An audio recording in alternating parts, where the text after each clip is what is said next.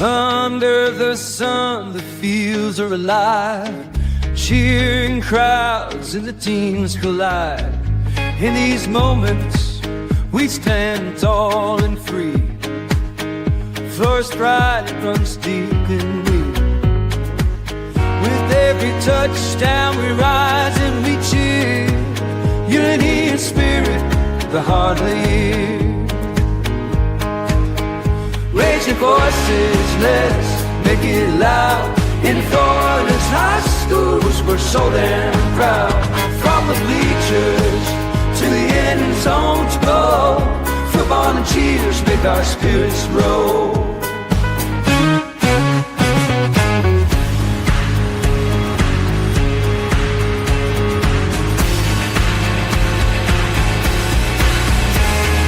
Girls in the game, they're fierce and bright. Flag in hand, they give it their might. From every town they bring their dreams. On this field of gold, nothing's as it seems. Together we shine, together we play. In Florida's heart, we own this day. Raise your voices, let's make it loud. In Florida's high schools, we're so damn proud. From the bleachers to the end zones go, football and cheers make our spirits grow. So here's to the game, we'll rise and stand. In Florida's field, real night band.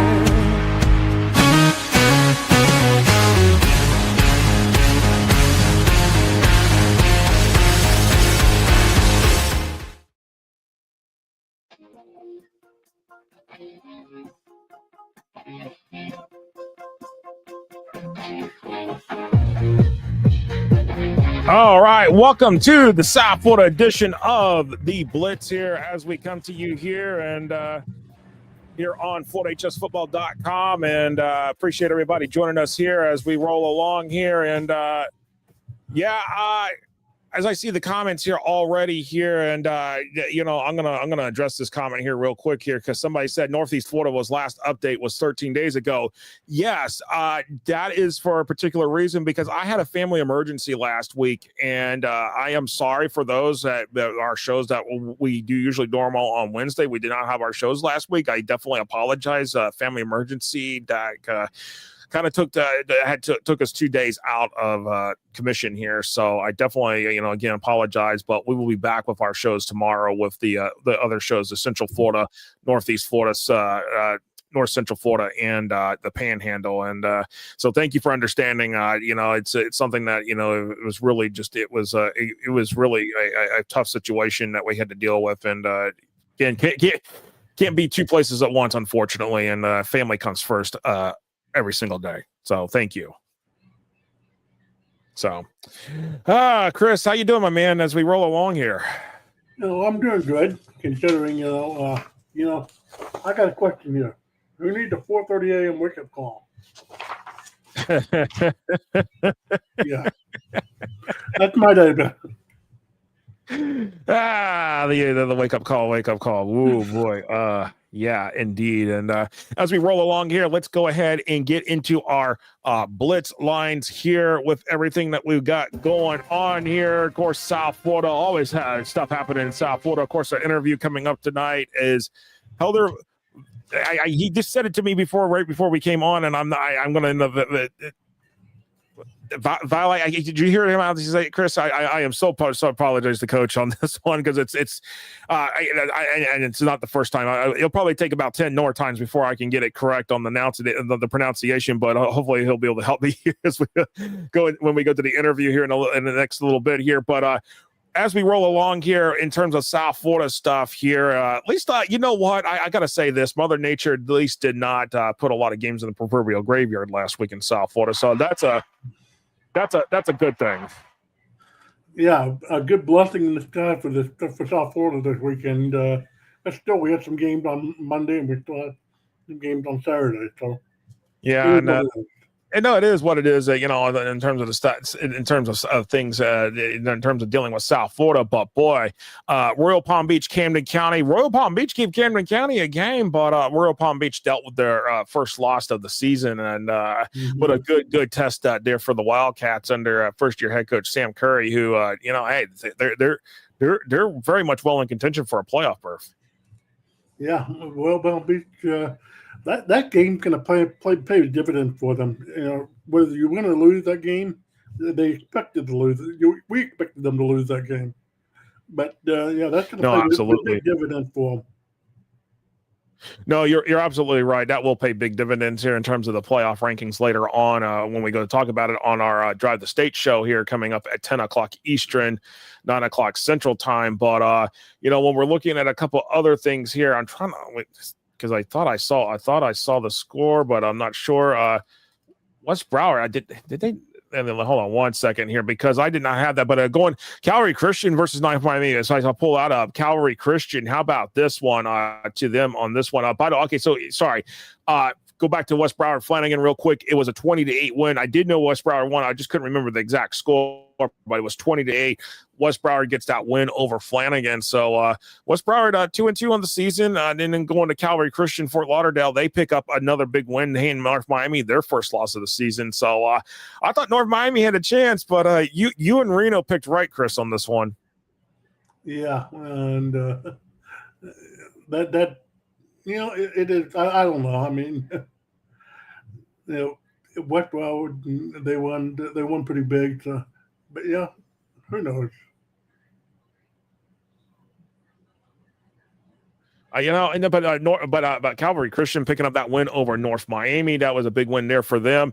Miami Northwestern, how about this one? I mean, just totally manhandled Columbus 41-6. Now Columbus, I mean, 0-4 on the season, and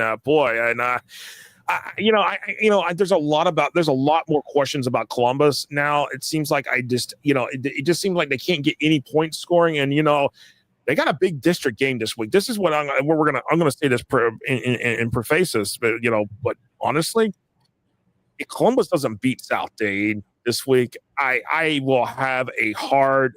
It will be hard for the Explorers to make the playoffs, in my opinion.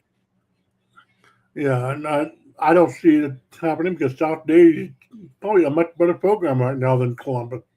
I mean, South Dade, and the computer ratings are even. Oh, South Dade has always been a solid program down there, and I just don't see Columbus coming away with that. And they've struggled in it's games, and usually these games are competitive for Columbus. And when you're playing Miami Northwestern, you're competitive. I mean, yeah, you lost by 3 to Miami Palmetto, but what's happening here? You've got to start scoring some points. You've got to start figuring out a way. Okay, how do we? Again, we also know it's not how you start, it's how you finish. But you've got to be able to finish the game. And if you can't finish games, we definitely got. Situation, and that's kind of brewing down there. How about Miami Norland and Delray Beach Atlantic? Delray Beach Atlantic just basically took the Vikings to task and just totally blew them out. And it just literally, I was stunned when I was like, wow, okay, this is not what I was expecting. And I believe Mark Cannon was at that game, and boy, the Eagles just literally took care of the Vikings without issue. And Delray Beach Atlantic now 5-0 on the season.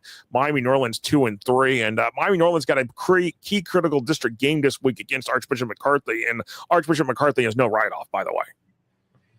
Yeah, Delray Beach Atlantic, they are really, really hot, and I honestly think they could be a real problem for a team in the near future if they meet them in the playoffs. And Mark Cannon says not until the fourth quarter, Josh. But still, I got to say this about the Delray Beach Atlantic. That's huge. But in Miami Central American Heritage Plantation, oh boy, cow! I thought okay, here's a game that American Heritage could win, and Miami Central's 3-0 now, and the Patriots are 1-3, and they got a district game this week against Plantation. Now I think that's a game that they can actually win. I think but if they lose to Plantation, I'd be like, okay, what's going on here? You've got all this talent. What's going on? I mentioned it in the in the playoff roadmap. If somehow American Heritage doesn't win that district, there's an earthquake in Florida. Earthquake. I get it. Mark Cannon gets around like he's Tupac.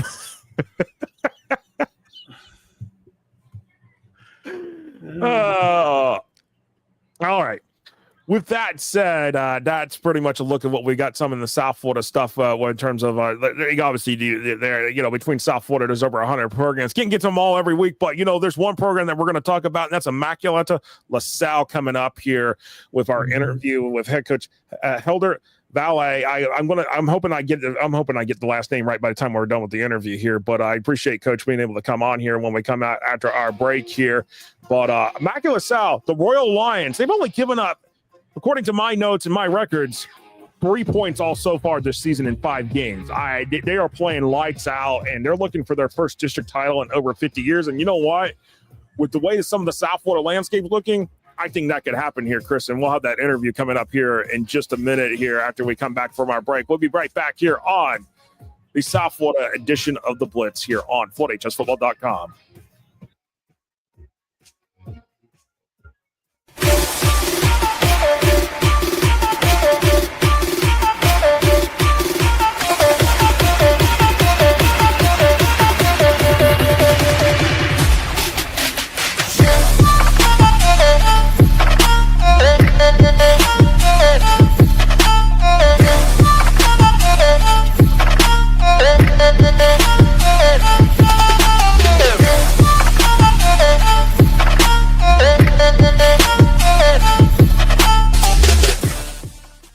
Box Out gives you the ability to create graphics at the speed of sports to highlight your athletic department, teams, and student athletes in seconds. Used and trusted by Notre Dame, Ohio State, UConn, Marquette, Georgetown, and many more of the top college brands in the country. If you want your school's brand to stand out through all the clutter, start your free demo at boxoutsports.com.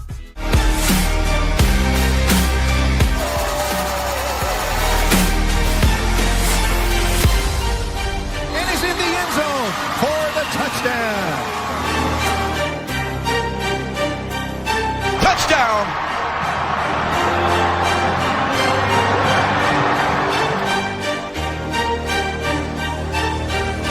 Juggled and caught! I've been thinking about this for a long time. I thought, if that's out there, I want to make sure I see it and I get involved in it, because to me, this was music to my ears. I was blown away. When you look at today's kid, the millennium kid, they learn by being able to see it. If I can see it, there's a great chance that I can do it. First Down Playbook is a tool that can essentially change the way we teach the game.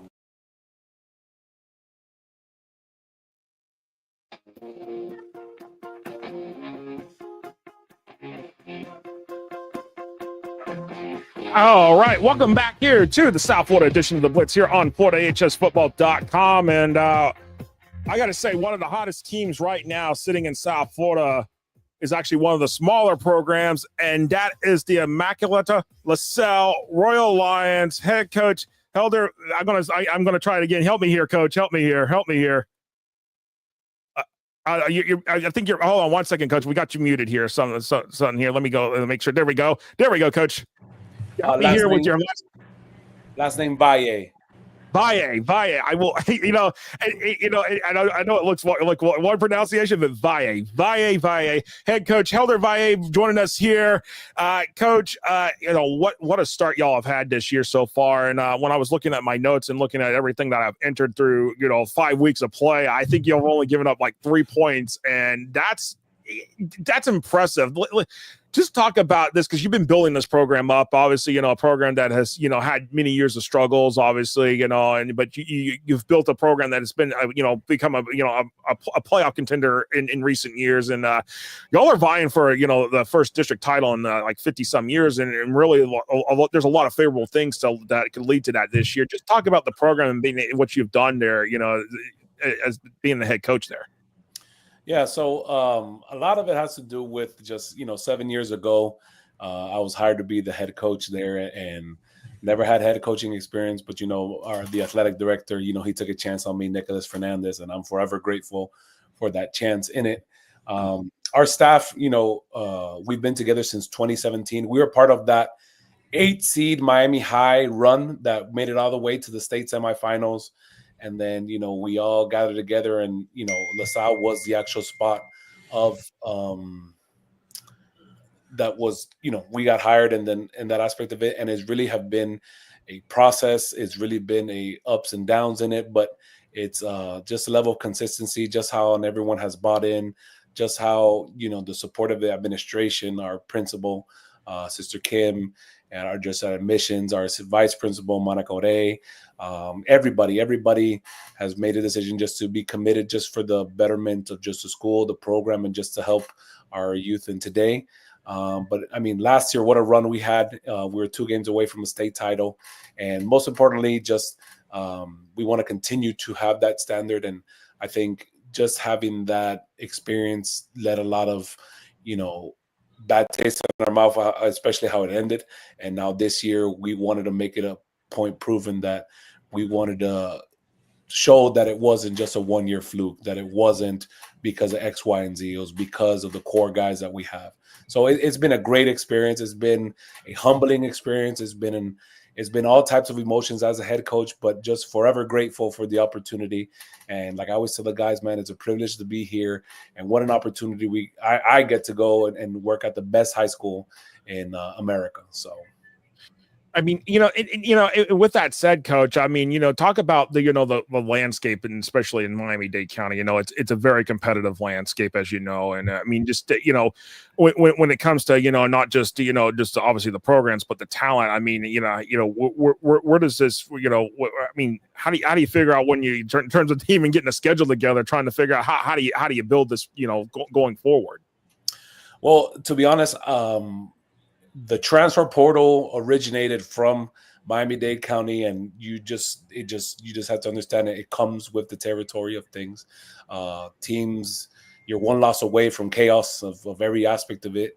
But the good thing that we as a staff and the core group of it, and everyone in our staff has a fingerprint on our program, is just we understand that every year's team is a different team, and you have to build every year as a team. Like every year you have to build a team. If from college football to high school, you have to build a team. And I think the good job that we have done as a staff is to be able to retain the student athletes, not in it just we really just invest in our kids and just give them the good private school education that it has. We have a buffet breakfast, buffet lunch, and it's just a great experience of it. So just in itself, scheduling in itself, it becomes harder when you become like a consistent winning team, because you have the other schools. Like, you don't want to be in the period of like that you're really, really good, but then you don't want to be stuck in the middle between really, really good but not be able to beat the bigger ones and not be that bad. So scheduling itself, it's an art, really. You have to see school population, you have to see how did they match up to them, and then from there you never know. All it takes is one coach to get fired and one coach to get hired here in Miami, and you have an influx of just transfers or transfers in and transfers out. So but you as a coach, you just prepare as your staff, and from there you're ready to compete in every aspect. And the one thing I would tell you about Miami-Dade County is you have to be ready to compete, and you have to have that thick skin in order to be able to give it and take it in that aspect. So, Coach, you look at your schedule. You've got in mid-October 3 games in I think 8 days. With Miami Springs, one of them. Talk about the schedule ahead of you, and how are you preparing your kid for that? Well, as you know, the whole state of Florida this year has been swamped with water, and I guess all us coaches are meteorologists, looking at our apps, looking at lightning, and I think this was the past week that we first had, and it was our bye week. And this was the first week that there really wasn't any lightning delay or rain delay in Miami-Dade County in that aspect of it. So, like we tell the guys, man, this is the situation that we're dealt with and we have to take care of. That Miami High game is a makeup game from week 1. And we were able to finalize that in order to get that game in Tuesday. But you know what? We feel that our guys are ready. We feel that our summer conditioning program puts us in a position where we are able to succeed, where we're able to physically be able to take it. And also we adjust practice schedules. We adjust the amount of times that we do like live contact, and even just saving our legs too, because us being a smaller school, we don't have the luxury of having 60, 75 kids. So it's also, management on the legs and understanding that we want to play in that November game. So taking care of our bodies. We've invested $2 million into our athletic facility. We have a brand new Groston Parsons, stadium. We have a new training room. We have a cold tub, hot tub, and you name it. So we'll be ready in that aspect of it. And but yeah, just those 3 games there, our guys will be ready to go. And absolutely. Let's talk about one of the guys that's really making the big plays for you, especially on offense, Nate Merrill Jr. I mean, how about this? 9 passing touchdowns on 416 yards passing, no interceptions, which that's a huge number right there. When you're not throwing interception, you're throwing touchdowns. That bodes well for a team to win ball games. Yeah, Nate has done a phenomenal job. What a lot of people don't know about Nate is he is a high prospect baseball player as well. He bats right, bats left, and he's a pitcher. This summer he clocked 89 miles per hour as a going into his sophomore year. So he might be getting drafted as well as a baseball player. But as far as the football aspect goes, he has developed and really has gotten back into his groove of it. And he has all the talent in the world, and the sky's the limit for Nate. And the amount for where he was at spring to he is now is a completely different player, and he knows it. We know it. And as everyone knows, the quarterback position gets the limelight. I always tell them you have to be okay with being wrong, and because they're going to love you when you do good, they're going to hate you when you do bad. And the same thing goes for the head coach. So as long as he understands that, the sky's the limit for it. And it just, in that aspect of it, he has done a great job being able to distribute the ball to our receivers, to Tyrone Williams, to Torrance Jones, to Kamara Velasquez, and we feel the sky's the limit. So. No, absolutely. And Coach, it would behoove me to not just about offense, but defense. Obviously, in 3 games, 14 sacks, 25 quarterback hurries, and you know what? I think it's to say that y'all are a shutdown defense when you got 21 pass deflections, 6 interceptions. I mean, that speaks well for your guys on defense. They're playing lights out too. Yeah, no doubt about it. And I think that starts with the tone from our defensive coordinator, DeAndre Mickens. He does a phenomenal job in getting our guys ready to go and to get our guys in position to play and to make the in-game adjustments. We have seen in-game adjustments happen, and we've spoken about it during the game week that if we get a certain look, we're going to come out there, but if not, we'll adjust to this. And he does a phenomenal job. He does a phenomenal job with that. And, our defensive line coach, Coach Bass, he does a great job rotating defensive line, so we're always fresh in that aspect of it. Coach Berger and then Coach Josh, everybody has played a vital role into our success defensively, and we always get the short end of the stick of it, because it's always if we're not scoring every possession, you get that look, all right, and then we get going. So it's a pretty funny one. And our athletic director, he does a great job in motivating the guys to have the shutouts, and then when we get shutouts, we get the guys donuts for the shutouts on Thursday. So donuts, good old donuts right there. But Coach, obviously one of our things, and I knew about this, but y'all got a campus that's right there, that's not too far away from the ocean and all that. You got some, y'all are not too far away. But Coach, here's another thing here for y'all.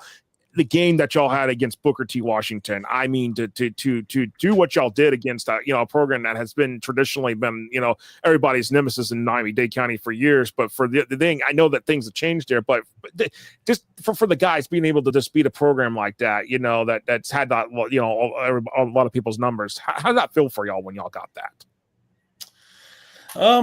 I think it was the expectation of it. I mean, last year in the regular season, we were up and then it ended up fading away. So I think it stuck with a lot of people having that, determination in order to win. You want to win every game, right? So, the biggest thing is it's a district win, and it gets us one step closer to doing something that hasn't been done in 50 years. So for the most part, I mean, to answer your question, I just think it's great because it's a district win, is the first district win. And then we have a challenging task ahead of playing Ransom this Friday, and for our second district one, and then from there wrapping it up with Miami Springs, and hopefully for the district championship. No, absolutely. And of course, as I mentioned, the campus right there on the beautiful, right there, right on the ocean front. I mean, I can't get any better than that. Yeah, it really is. And, we call ourselves the Bay because we're literally on the Bay. Beautiful. We can see the sunrise every morning. You see the bridge of Key Biscayne. You can see the city of Miami lights, and, what a great location we have. And you never know who's walking into the school, or, they shot commercials at the schools. LeBron has been at the school shooting a commercial. Lil Wayne has been at the schools showing a music video, and all the aspects there. So we even had Speed, the streamer, and Cam Ward, all these people. So it's a prime location, especially that everyone's moving to Miami. And if you're hearing this, listen, we're full. You can move yourself up north of Broward. And we're full here in this aspect of it. So. No, absolutely. Chris, I think. Yeah, you played Booker T. Washington twice last year. What's the difference between them this year and last year? I know we saw Booker T. Washington against Gadsden County last year. But what a difference a year makes. Yeah, it does. I think the big component too is just when you lose a legend like Ice Harris, it's I think it's a major blow for the community. I think it's a major blow for just the school in itself. But I mean, like everything, it comes and goes, and I guess it's just the turning of the tide of it. So. And I think, like I said, again, the most important thing here is just like, hey, we were able to establish a district win, but also most importantly, just to establish, through the work that we've put in, the results happen. So that's what ended up coming, and having that playoff game on Black Friday, we gave it all we have in that aspect of it. We fell short on it, and Booker T was the one to represent, and they fell short to Gadsden. But that day we made a promise, and we want to play on that Black Friday this year. Wow, absolutely, Coach, and definitely be looking forward to seeing what the Royal Lions do. Hopefully, that'll include the first district title in over 50 years for the program, and definitely exciting what you've been doing. And best of luck the rest of the season, Coach. Well, thank you so much, Josh, for having me, and good luck on the rest of the show. And I know it's going to get crazier now. Now that we count down and wind down to. And we got playoff rankings. We got playoff show tonight too at 10 o'clock. So it's different to break it down. But Coach Valle from Immaculata-La Salle Royal Lions, appreciate you being here on our South Florida edition of the Blitz. Yes, thank you so much. Thank you. You guys have a good night. You too. All right. Wow, it's fun to be able to hear from one of the programs, and again, it's a program that, a lot of people haven't talked about. And this is, again, about what we do on our Blitz shows. It's not just about the big school programs. It's about the programs that are up and coming. And obviously, Immaculata-La Salle, they have been working their way up, and they may do something this year that hasn't been done in before. Probably most of the people on this chat outside of, I'm not going to name names, most of us that are sitting here, we're not around to see. Yeah, they're putting the entire they're putting the entire Class 2A on notice with the way that they're playing right now, and that's something to be very proud of with that program. No, absolutely. And with that said, here we definitely appreciate Coach Valle from joining us here. And when we return, we've got fan comments, questions, the pick six, and then we'll wrap it up here because we have the Tampa Bay Blitz, and then we have our Drive the State Blitz coming up as well. So we appreciate everybody joining us here on the South Florida edition of the Blitz. We'll be right back right after this. High school sports fans, follow your team live with a free ScoreStream mobile app. Download ScoreStream to get real-time scores, photos, and awesome video. Plus, follow your favorite teams and friends. Get real-time high school sports from ScoreStream. Box Out gives you the ability to create graphics at the speed of sports to highlight your athletic department, teams, and student athletes in seconds. Used and trusted by Notre Dame, Ohio State, UConn, Marquette, Georgetown, and many more of the top college brands in the country. If you want your school's brand to stand out through all the clutter, start your free demo at boxoutsports.com.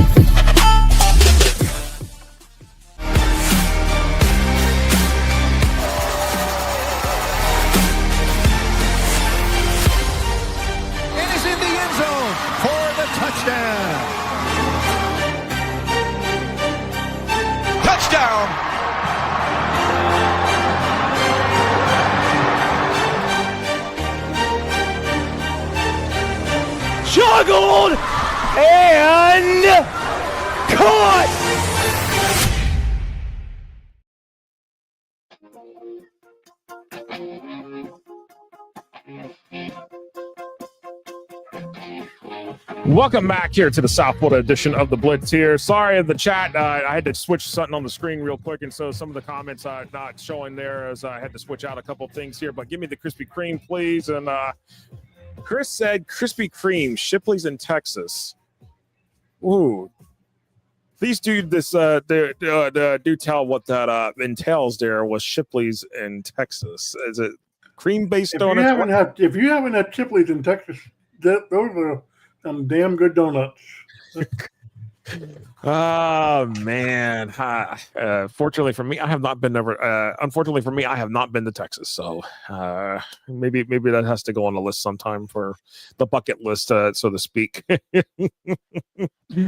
But yeah, everybody's talking about pizza, Krispy Kreme. I mean, boy, how many weeks running has this been like food here? You know that we've talked about it. Emery says I'll get Krispy Kreme at Domino's delivered to Transville. You know, there is such a thing as a pizza donut, a donut pizza. Oh man, a pizza donut, a donut pizza donut. I mean,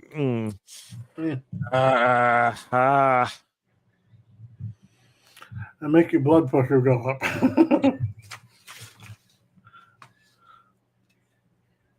Here's my. Yeah. Oh man! Y'all cracked me up in this chat. I see y'all cracked me up. Yeah, we appreciate it. But you know what time it is? I know what time it is. It's time for a pick six. Yes, indeed. As we roll into our pick six, our first game up on the docket here for this week number 6. Dr. Joaquin Garcia. 3-2 against Boynton Beach. Those Tigers, Bengal Tigers, 3-2. And as you see, Dr. Garcia is a 15-point favorite over Boynton Beach. Win probability giving Dr. Garcia a 91% chance of winning this game. Dr. Garcia came up 10 points short against Martin County last week, Chris. And I gotta say, it's Dr. Garcia is definitely upped up the schedule this year. This is a district game. If Dr. Garcia wants to make the district, wants to make the playoffs, I feel like this is a critical game because I feel like they're gonna have to make some noise. They're gonna have to do something in order to get to the playoffs, and I think this is a game they have to win here. And I think this is one of the games that I had on my calendar in that article. Yeah, it was one of the games I had on the calendar. But give me Dr. Garcia for a win in this one. No, and just a reminder, this is Dr. Garcia is in the same district with Dillard. Are they going to win the district championship? Probably not. But the fact that they actually already beat up the schedule, they did play. They already beat Atlantic already. So that's the way I'm rolling with that one. So with that said, I'm going Garcia as well. I feel like Garcia is just in a better position to win this game, and but our buddy Reno is taking Boynton Beach here on this one, and that's kind of little. I'm kind of surprising, but maybe he's trying to pull some, trying to go out to Reno Island and pull some offset picks here on us. So we'll see. Yeah, we'll see about that one. Remember, Dr. Garcia is their name, not Dr. Pepper or that other doctor school down in South Florida. You mean Dr. Crop, and then we have Dr. Phillips in Orlando. So. Mark Cannon says Dillard boys say heck no. Well, I agree. That's the only way they're going to do it, is that they for Garcia, it's either play really well or hey, you're not going to beat Dillard for the district. I don't think. That's my opinion, but I digress. All right, on to our next game here, Chris. South Dade and Columbus. We talked about this earlier in the show.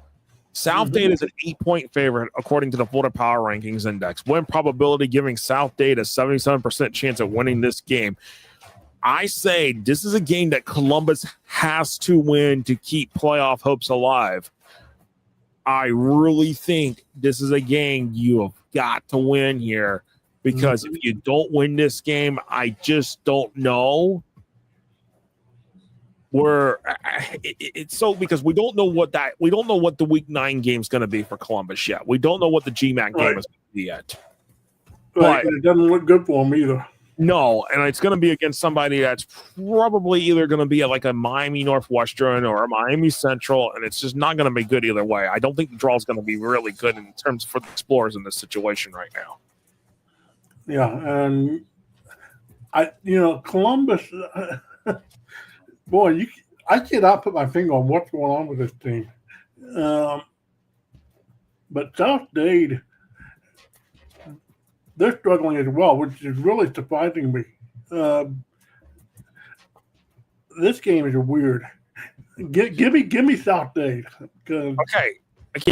I'm going to go. Okay, you're going to take South Dade. I see some people are going for Columbus in the chat. Here's my thing. This is where, you know what?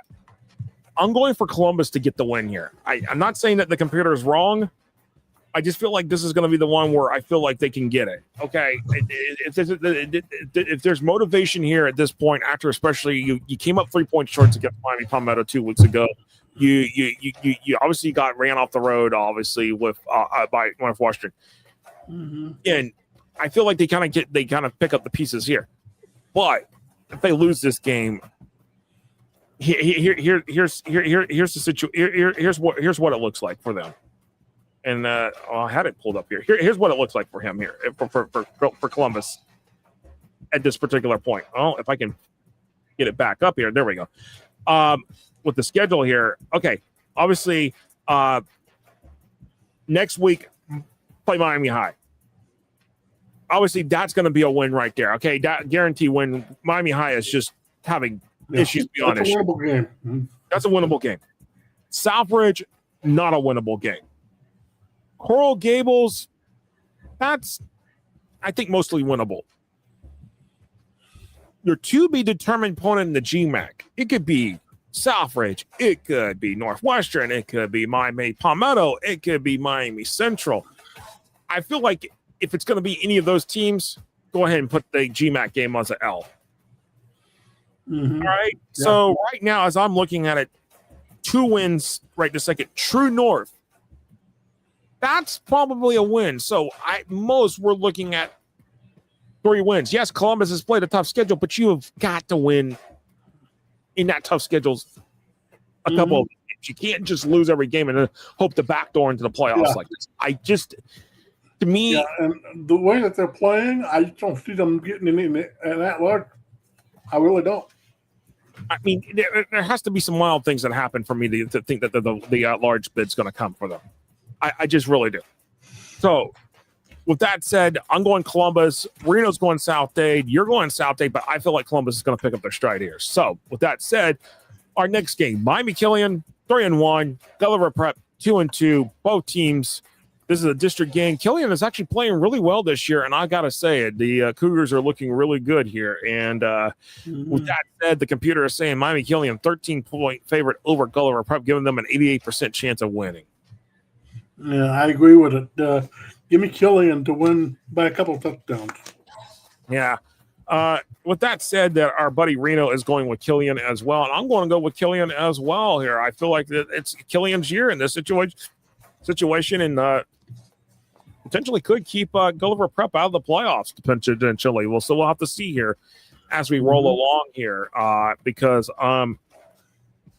this, I believe it's in Class 2A. I want to say that there is also a team named Somerset Silver Palms that is in their district that is looking mighty good as well here. Actually, I'll verify that here real quick here because I've got the spreadsheet with all the district standings in it. And let me go ahead and confirm that here real quick for y'all. Yes. Yeah, they're in 2A16.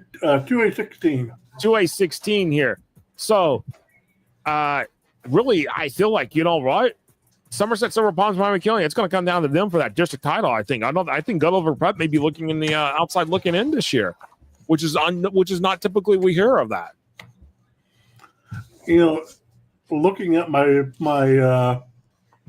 article, I've got Gulliver Prep somewhere below the Mendoza line there. Yeah. All right, our next game, American Heritage 1-3 at Plantation 3-2. American Heritage is a 27-point favorite over the is it the Colonels? Yeah, over the Colonels.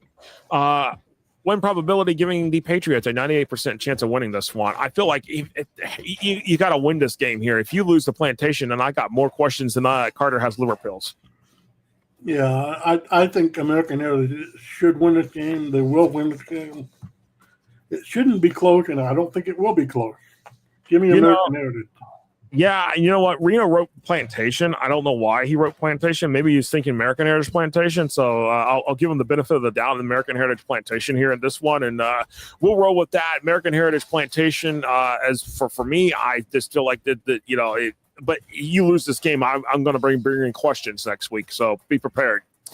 All right, our next game. Yeah, go ahead. Yeah, we got the quarterback situation in American Heritage too. So that's another issue. No, absolutely.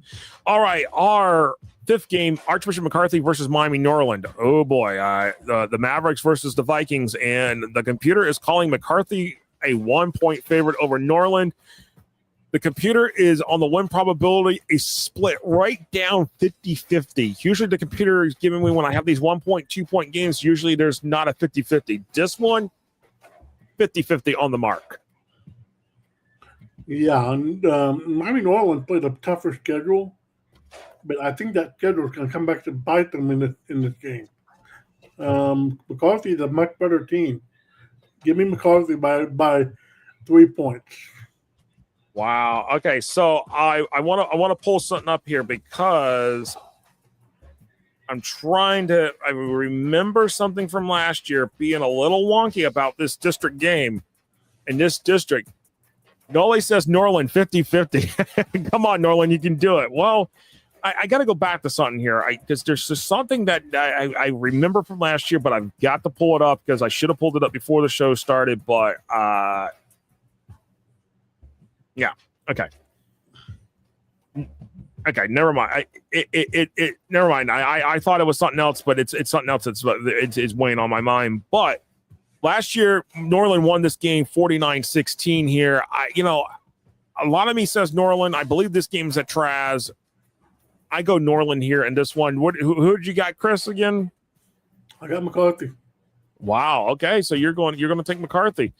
I'm going to take Norland here because if this game was in McCarthy, I would take McCarthy. But this is in Dade County, and Dade County football, we know it's you know how it is. It's a little rough around the edges, when it comes to playing there. If you're a team from outside the county.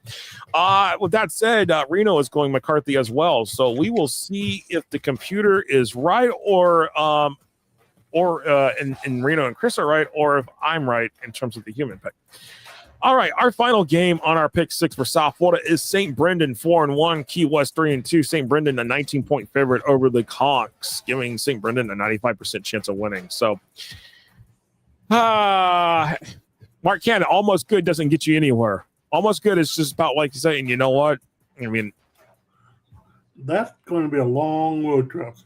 Well, a long road trip, but South Florida teams are used to doing that, especially if you got to go down to Tommy Roberts down in Key West. But St. Brendan, the Sabres, you know what? St. Brendan's looking pretty good. Key West, there's been a couple moments, but and it's not to say that the Conks aren't that good. The Conks are decent. So, yeah, give me St. Brendan. Yeah, I'm rolling with St. Brendan as well. I think the Sabres are going to be able to pull out a win here, and it'll be a key district win for them as they look for playoff positioning here in this particular game. All right, with that said, that is our pick six for week number 6 here, and definitely appreciate everybody joining us here on the South Florida edition of the Blitz. Chris, any final thoughts as we wrap it up? A lot of interesting district games coming up this week, so yeah.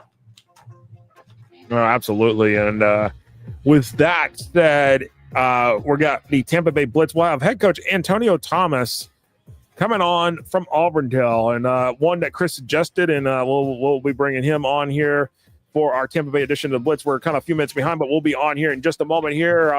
Appreciate everybody watching the South Florida Blitz. We'll be back here in just a couple minutes here.